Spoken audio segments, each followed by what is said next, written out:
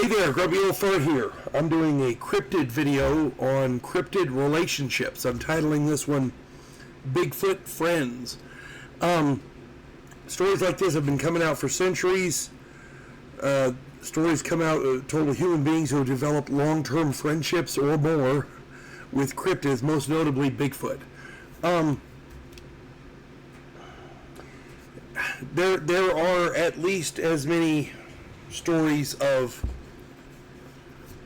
Bigfoot creatures attacking people than there are of people befriending a Bigfoot.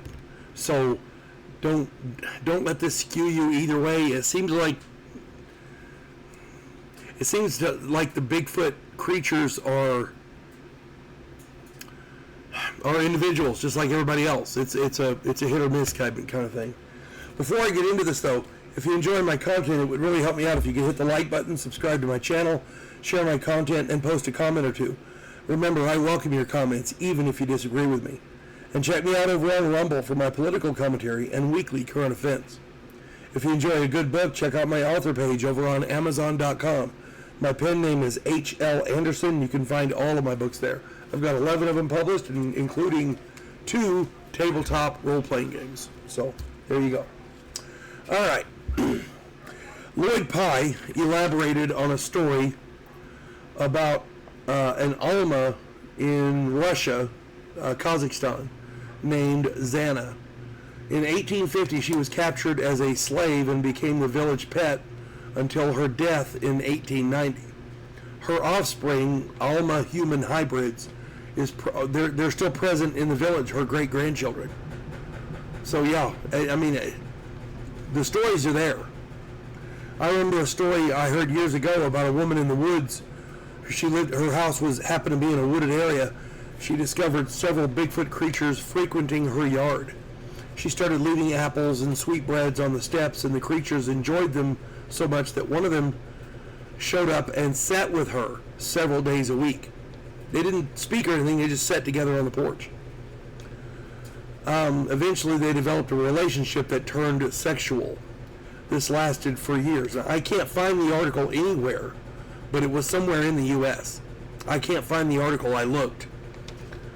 I heard a story about a hunter who encountered a pack of wolves, and they surrounded him, and he figured he was a goner. Then a Bigfoot came out of the trees and scared them off. It then followed him back to camp, evidently to make sure he was safe. So apparently it's yeah. At any rate, I remember another story out of Florida where a family began leaving apples, pie, and other treats out on their porch and ended up developing a friendship with a family of skunk apes. I recently heard a story about a man named Richard. He's a military veteran, an outdoorsman, a survivalist. He's a hunting guide. He lived in Idaho. He was out hunting mushrooms and encountered a Bigfoot. He was armed but refused to shoot the thing. He created an avenue for the creature to leave, and it did. The next day, near his fence, he found a pile of those mushrooms. Over time, he and his family would put food items, apples, etc., over the fence, and the next morning there would be more mushrooms. Eventually, they figured out that it was a family of Bigfoot creatures. One of his young sons got lost in the woods. One of the Bigfoot creatures carried him back to the house.